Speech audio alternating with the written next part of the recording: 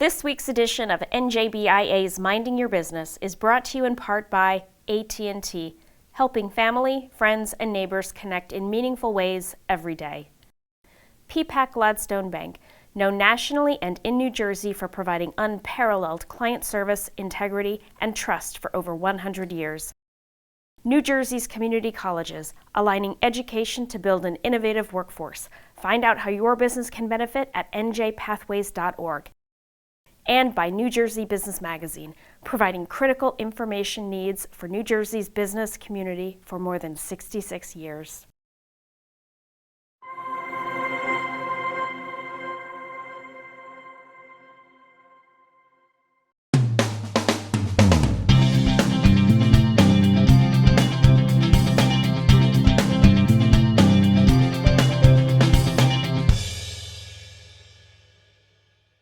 Welcome to NJBIA's Minding Your Business. I'm Bob Considine. Well, if you own a business, you may eventually want to sell it or perhaps buy another one. But you need to be fully prepared for such a big transaction. Thankfully, there's help out there. And joining us today are two great resources from Peapack Private Investment Banking, Matthew Luczyk and John Bolebruch. Gentlemen, thank you so much for being here. Yeah, thanks for having us. Thank you, Bob. So before we get into the advisor part of your job, let's talk about Peapack Private Investment Banking. What is the services you guys perform? Yeah, sure. So before we get into exactly Peapack Private Investment Banking, I'll just say we're part of a larger organization, Peapack Gladstone Bank, 102-year-old institution, publicly traded entity. That's all about providing a white glove, high touch service to our clients. And Peapack itself, we like to say we're a cradle to grave. So we offer SBA lending, community banking, commercial banking, wealth management services, probably one of the largest in the New Jersey region, and equipment finance. So the Peapack Private Investment Banking, sort of nestles into our approach of providing a thoughtful approach to our client services and a knowledge-based approach. So it allows us to give our clients advice, a thought-led approach of advice for many different situations, whether that being selling their business, acquiring a business, raising private capital, or just if they're at a crossroads. We step into situations where there might be an owner looking to pass on the business to his kids or figuring out an incentive program for their employees. We get involved in all of that and specifically work with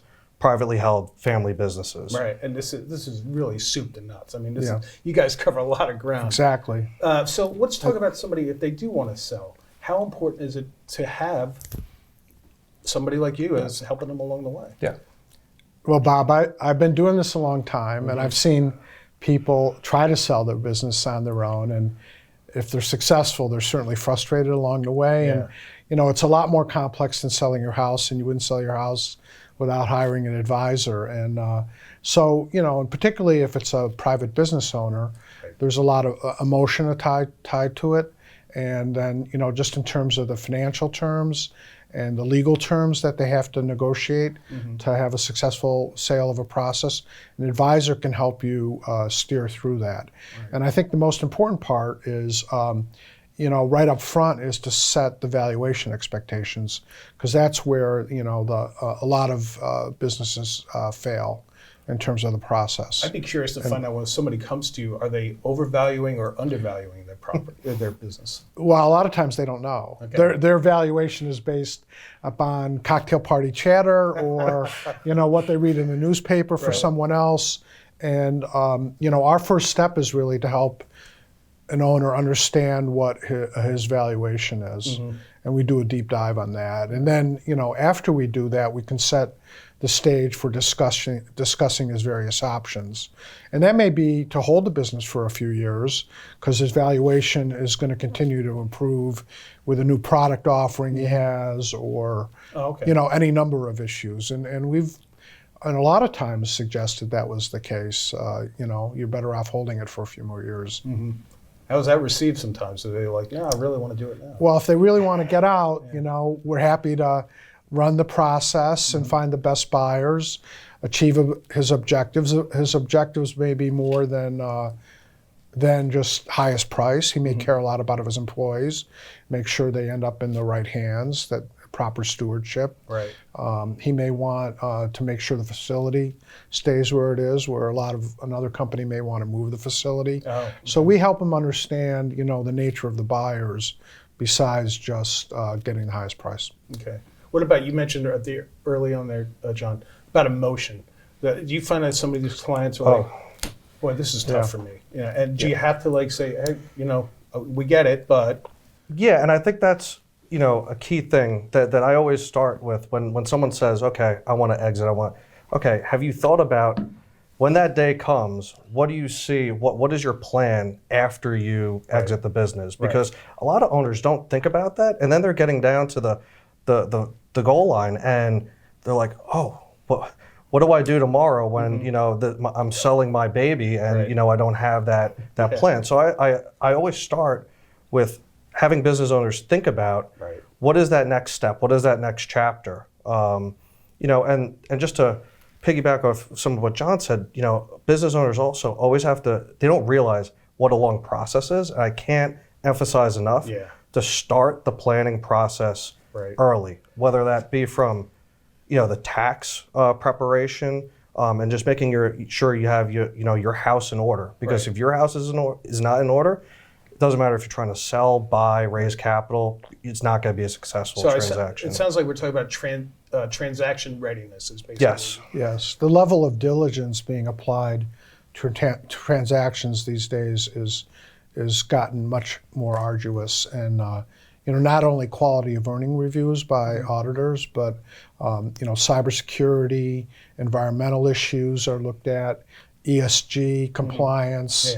A lot of different things are looked at, and they're done by outsiders largely. So, looking at your house and seeing what areas may be exposed, to scrutiny, you need to pay attention to some of that. So these are issues that basically might slow the process down for a transaction. Right. Are Or they cause getting worse tension. over the year? Or cause tension. Do they get worse over the years, or more challenging? I would say the actual issues maybe not be worse, but what's happened is buyers now with just the data, there's so much more data, and you can manipulate it so much easier, that these buyers, are particularly private equity firms, are having armies of folks come in and do due diligence, whereas back 10 years ago, it was to a lesser extent. So I'd say now just the due diligence process itself is gone up exponentially. And that creates a lot of tension for these business owners that are already going through a tough process. So that's why having an advisor really helps get in the middle, but also you have to prepare ahead of time, and that makes the whole process a lot smoother. As you were talking, I was wondering if there's ever been a situation where, it's been a prolonged transaction, and midway through, they're like, you know what, I changed my mind. Does that ever happen? That has happened. Yeah. that has happened. It does happen. I mean, people get to that breaking point at times. And, the ones that I'd say where that has happened is where you don't take the time up front. There are lots of people that say, okay, why should I do like a quality of earnings review prior to selling my business? Well, you invest that money, it comes back 10 times over because the transaction, there's less transaction execution risk, and it just flows a lot smoother. And the worst thing that could happen in a deal is something comes up that you're not aware of, and then you lose the leverage of the negotiations. Not good. I mean, just with due diligence, I did my own due diligence on due diligence, but I'm not sure if I have this right. You got legal diligence, financial, and something called commercial diligence, which I wasn't sure. I don't even know what that is. Yeah, so so commercial diligence generally is just a bit more business diligence, just about the operations, how they're running, spending time understanding the full organization, and that's multiple management meetings, spending time with the owners, the management team. It's a long process. It's an investment when you go through any of these transactions. Yeah. How about in terms of like the market out there? Are there times when people are looking to sell their business more than any other time because it's just what the market's dictating? I think that people are swayed by the market, and we clearly saw that in the 21 going into 22 timeframe, where you had record levels of activity, you had record levels of valuation. We still had extraordinarily low interest rates at that point in time. Yeah. And, with the interest rate backing up and with, concern about the economy generally, we've seen the market, back up accordingly. And while there's still plenty of capital out there to put to work to do transactions, interest rates are higher, therefore capital is higher, valuations tend to be lower, and but corporate balance sheets are also strong to do transactions.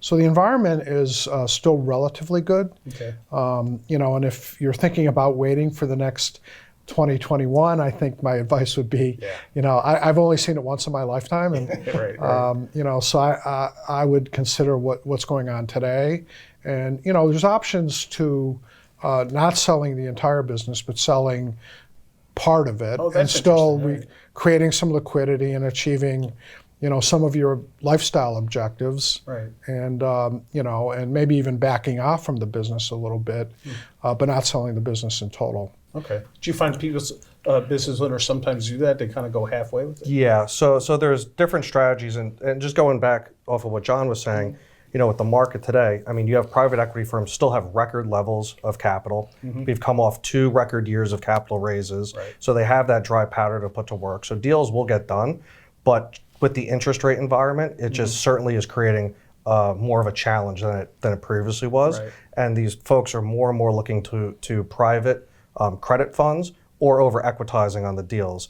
But that is a strategy that's become more prevalent, is taking some chips off the table now, and whether the private equity firm or whoever made this investment puts someone in or allows the business owner to start to wind down, and then there's an ultimate exit where they get that double dip of that value creation. Right. Got it. And it's important when a business owner thinks about this to really look at all of their options and not just say, all right, I want to sell, let's just sell the whole thing. Right.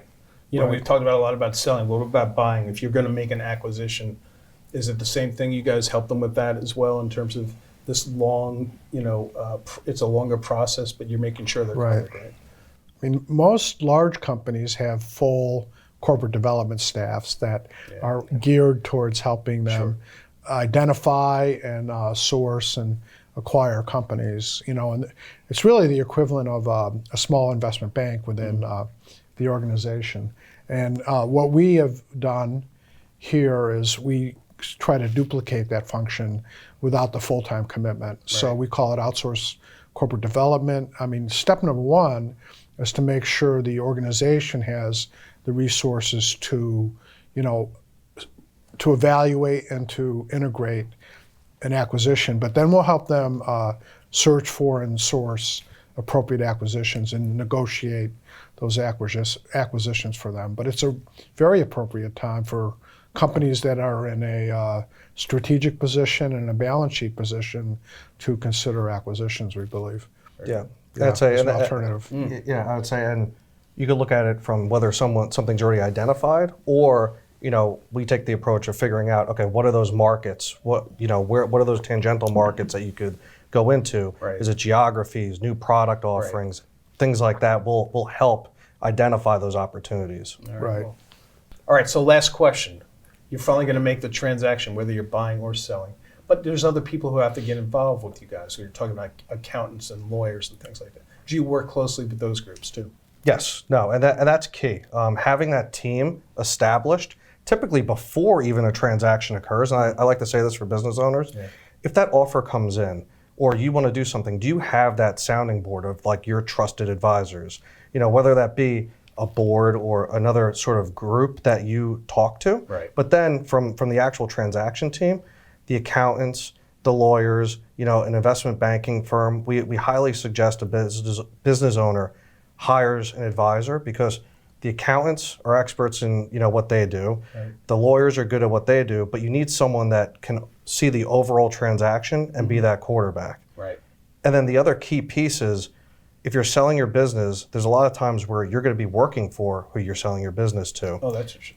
And allow us or allow an advisor to step in and be that bad guy. Let us take the fall, and so that way you have a good relationship going forward with your partner. That is a key thing to end on. This is great stuff, gentlemen. Business owners want to learn more, they go to peapackprivate.com, and you can go to the Peapack Private Investment Banking section there, and you'll find these two great guys there. They'll be able to help you out. Thank you for Bob. being here. Thank you. Thanks for having us. All right, we'll be back for it after these words. We are made to connect. Stepping into limitless possibilities. As we create with purpose, influencing the culture as we rise. Contributing to a world of inspiration. We are Black Future Makers.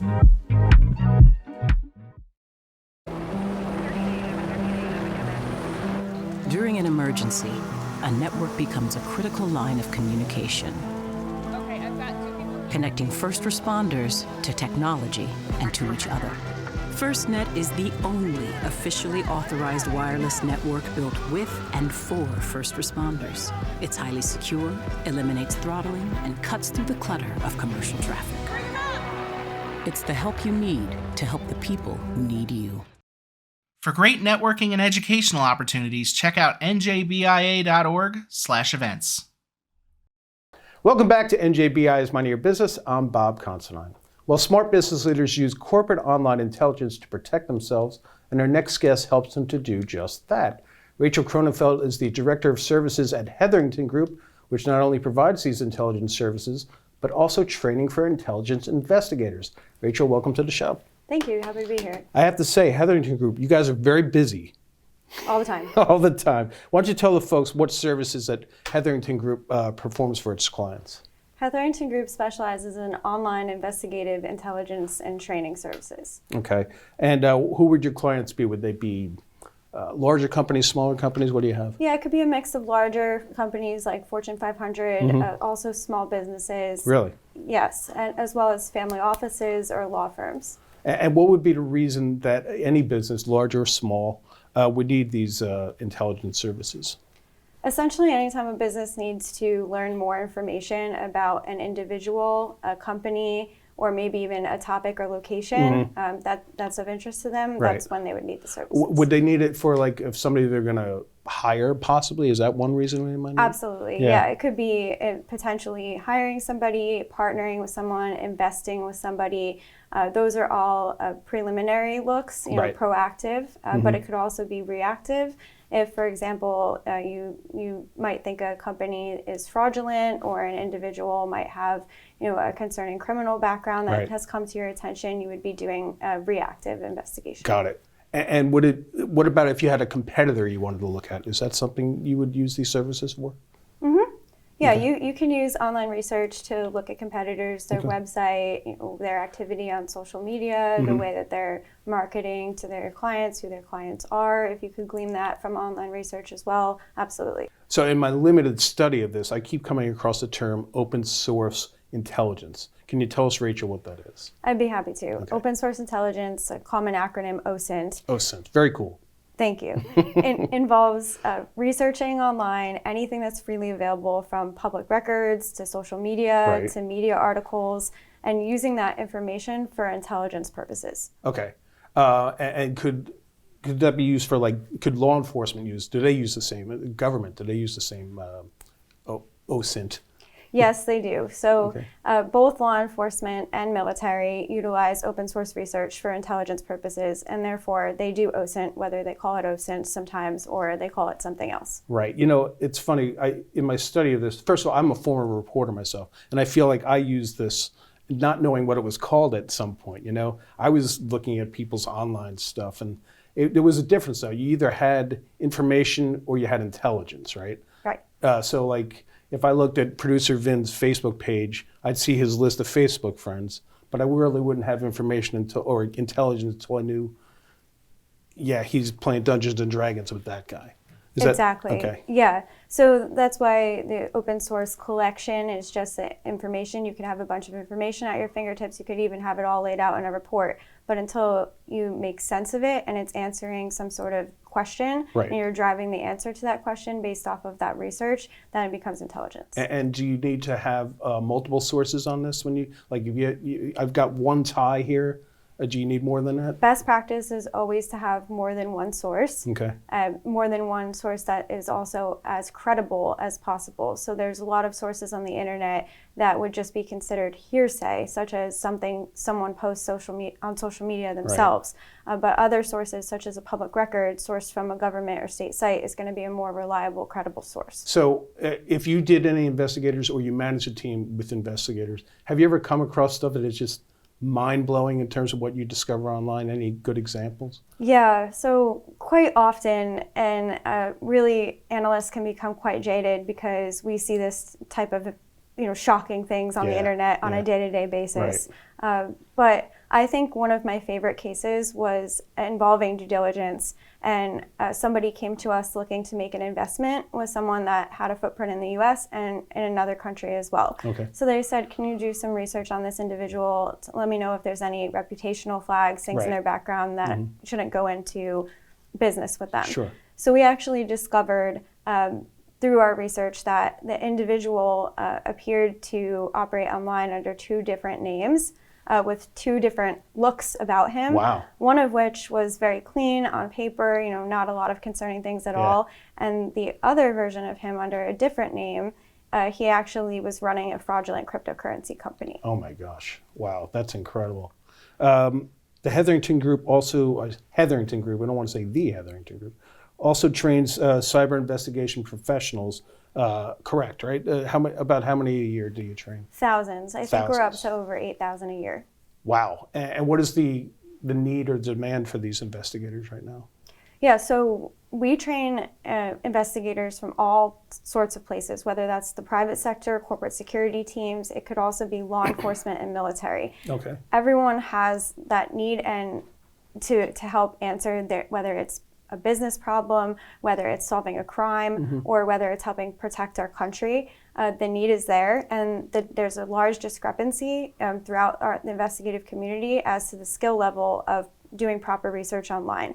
So training is really important to help set that standard and get everybody on the same page and comfortable doing online research. How is training done? Is it in person? Is it remotely? How's it all work out? So there is a mix. So we can do anything from an on-demand webinar class to a virtual seminar, especially post-COVID. Lots of people moving into virtual training. But I think the most valuable is always the in-person training. Right. So we would actually come out to a facility or to someone's company and work with them hands-on, whether it's a day or multiple days, a mixture of presentations as well as practical exercises to really get their hands on the research and doing the exercises and walking through a case. So I guess you have to be very thorough. Is there, I would have figured this is not a fun job, but kind of an interesting job, or you're always trying to come up with stuff to protect people. Do you find there's people didn't know about this kind of work, and then once they find it, they're hooked? That's usually how it works, yeah. So a lot of people I speak with they say things like, I didn't realize that this existed, and I can't believe I could get paid for doing this type of research. So that's a common response, and I agree. It's a really interesting job. It can be a lot at times because you do see a lot of gruesome things online, but it's also very rewarding when what you find and pass on to your clients are making real impact. All right, very good. So what about in terms of these corporate due diligence professionals, investigators you want to call? How do they keep up with the investigative tools and all the amount of stuff they have to keep track of at the same time? How can they do both at the same time? Sure. Well, training is important. So training will help you learn the latest resources, the proper ways of searching, and also keeping up with the latest laws that are surrounding those searches to make sure that they're not getting into any legal issues as well. That's why it's really important sometimes to consider outsourcing your due diligence process, because a due diligence professional is going to have access to thousands of resources, usually all over the globe, for accessing that information, and they're going to know how to properly document it and know when sources are credible, and definitely avoid the legal headaches as well. That's interesting. I hadn't even thought about the outsourcing. What about OSINT strategies? How is it impacting supply chain security? Oh, very much. So we could use open source intelligence to learn and avoid risks ahead of time about the vendors you might work with throughout the supply chain process, making sure that a vendor is legitimate, making sure that they don't have any reputational issues in their background, that they're not connected to any affiliated parties that might be a conflict of interest for you. Finding all those things out ahead of time could help avoid a vendor maybe damaging your product or your reputation, maybe a vendor suing you or doing something illegal under your nose without you knowing about it. Wow. And I was almost thinking, if you have a vendor who's overseas or international, that's when you really got to bone up on who you're dealing with. Very much so. And doing online research, that expands into other countries as well. And it's important to be looking at those vendors that have international footprints. A growing issue, things like bribery and human trafficking, like human rights violations, are a growing issue right now with the supply chain. And all of these could be avoided through online research. What is the role of open source intelligence in ESG?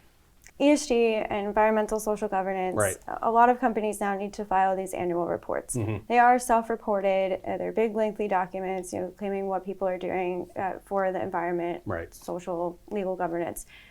Open source research can help ensure fact check, really, and make sure that what companies are saying in their ESG reports are actually the case. Just to give you an example, if somebody is claiming to be doing all these good things for the environment, going green, then we would do some online research and potentially find that they're actually doing a lot to damage the environment and not finding anything to show how they're actually improving it. But yet it says that in their annual report. So that's a discrepancy that we would flag. All right, so that's ESG. What about law firms? Or accounting firms? How can they use OSINT to actually elevate what they're doing? There's really an online component to every case. And if you aren't searching online for your case, then you could be missing something really important that even an opposing party might find. And that'll put you at an extreme disadvantage in your case. So using open source research, you might find things that people are trying to hide on the internet. Maybe you're finding something that will speak toward their character that could be used as a competitive edge in your case, or even finding sometimes lost or stolen assets. If you're looking to collect a judgment on somebody, you can find those online as well. So all of those, of course, could be an advantage to you. Right, that is amazing. What's something our audience would be surprised to hear in terms of open source intelligence and the future of open source intelligence investigations, the profession? Sure. So artificial intelligence, AI, this is a term that everybody knows now, regardless of industry. It used to mean Allen Iverson, but now it's something else. Yes. So it's being talked about more and more recently, especially since ChatGPT and other similar platforms have come out. But AI has been used in the OSINT community for over a decade, really. Really? Yes, it's used in a lot of the software and databases that we have access to, and it's going to increasingly be used in the future as well. AI helps people doing online research to collect large amounts of data, to help analyze that data or make sense of it, put it in buckets. It's not quite smart enough yet, I would say, to actually form intelligence opinions and to provide information that would be so credible that a business can rely on it for a really important decision. But it's definitely good for streamlining and increasing efficiencies and helping us see and collect more data. So I was wondering if it's, as you were talking, is it nice to see the progression of AI from 10 years ago to now? Maybe 10 years ago was something, play my favorite song, and now it's printing out full reports on everything. How great is it to see that? Yeah, it's really great. It's exciting, but at the same time, it is concerning. I understand, why people are afraid of AI and where it could potentially head. But I think ultimately, it's going to help us all get smarter, sharper, and keep up with, the ever-changing internet. Right. Well, Rachel Kronenfeld, this is well said. I want folks to know if you're a business, you want to make sure you're protected from financial risk, reputational issues, or any legal action, you're going to go to hetheringtongroup.com. Rachel Kronenfeld, thanks for being here. Thank you. All right, and thank you for joining us on NJBI is Minding Your Business. We'll see you next time.